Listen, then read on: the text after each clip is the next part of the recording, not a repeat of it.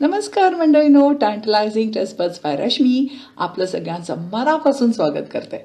मस्त वाटलं ना आज मराठीत सुरुवात ऐकून, तर म्हटलं चला आजचा व्हिडिओ आपण मराठीत करूया. का नाही, मातृभाषा सगळ्यात श्रेष्ठ असते. तर एनिवे, सध्या श्रावण महिना चालू आहे, तर श्रावण महिन्याच्या सगळ्यांना खूप खूप शुभेच्छा.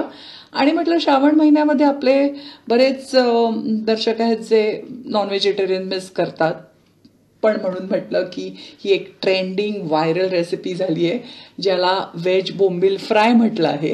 तर आधी रेसिपी बघून मला फार गंमत वाटली. म्हटलं हा काय प्रकार आहे आणि खरंच काय बोंबलासारखं काही लागू शकतं का व्हेजिटेरियन डिश. तर म्हटलं चला आपण ट्राय करूया.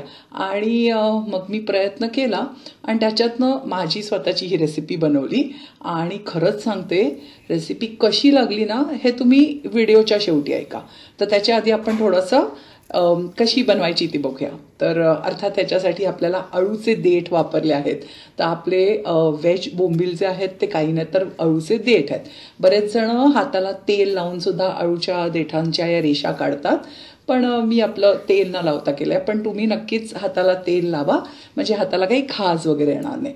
तर अशा प्रकारे तुम्ही, आणि सगळ्यात महत्त्वाचं जरा जाडे आणि मोठे देठ घ्या, म्हणजे आपले बोंबील छान लागतील. बाय द वे, हे असं सोललं की तुम्ही सगळे हे देठ घ्यायचे आणि एका भांड्यामध्ये थोडंसं एक चिंच टाकून आपण हे उकळवायला ठेवूया. आणि जरा आळू आणि त्याचे देठ खासतात म्हणून आपण चिंचेचा वापर करतो. एक साधारण 5-10 मिनटं तरी आपण हे शिजवून घेऊया, म्हणजे हे जे देठ असतात ते छान नरम सॉफ्ट होतात, जसं आता तुम्हाला दिसतंय.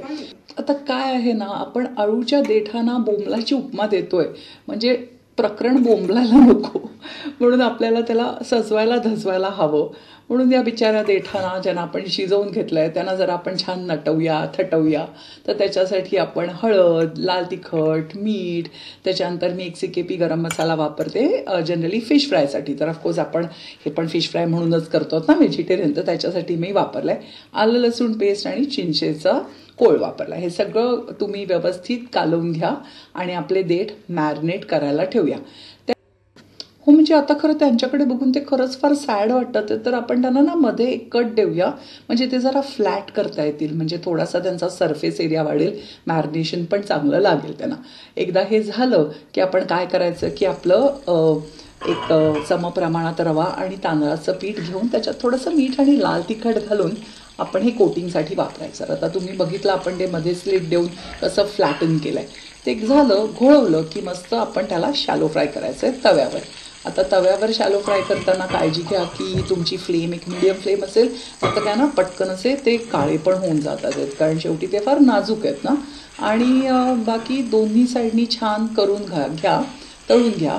आणि गंमत म्हणजे हे एवढे छान क्रिस्पी झालेत ना तळल्यानंतर, की असं ज्यावेळी ते बिचारे मॅरिनेट करताना आपल्याला कसं असं जीव टाकून बसलेले, एकदम त्यांना तरतरी आली आहे, त्यांना कोटिंगनी खूप सपोर्ट दिला आहे. आणि असे छान कडक क्रिस्पी आपले बोंबील, व्हेज बोंबील फ्राय दिसतात आहेत.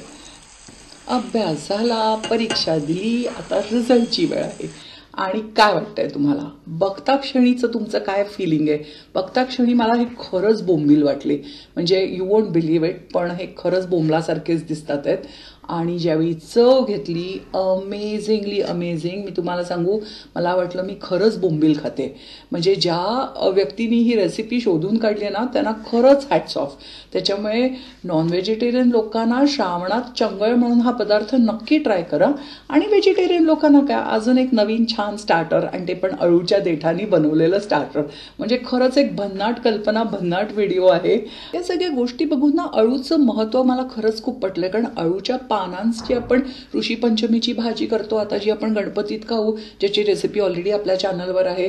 त्याच्यानंतर अळूचं फतफदं फार फेमस आहे. आता त्याच्या देठांपासून आपण हे व्हेज बोंबील फ्राय केले. अळूच्या कंदांपासून, अरवीपासून मी एक फार रेसिपी आधीच पोस्ट केली आहे, ती पण खूप सुंदर रेसिपी आहे, करायला खूप सोपी आहे. आणि जेवढ्या लोकांनी ती खाल्ली आहे त्या लोकांना खूप आवडली आहे. ती पण तुम्ही नक्की ट्राय करा. मी या रेसिपीजची लिंक तुम्हाला नक्की डिस्क्रिप्शनमध्ये पोस्ट करेन. आणि नक्की मला सांगा आजचा एपिसोड मराठी स्पेशल कसा वाटला तुम्हाला. आणि thank you so much for watching. Don't forget to subscribe, like, share and make.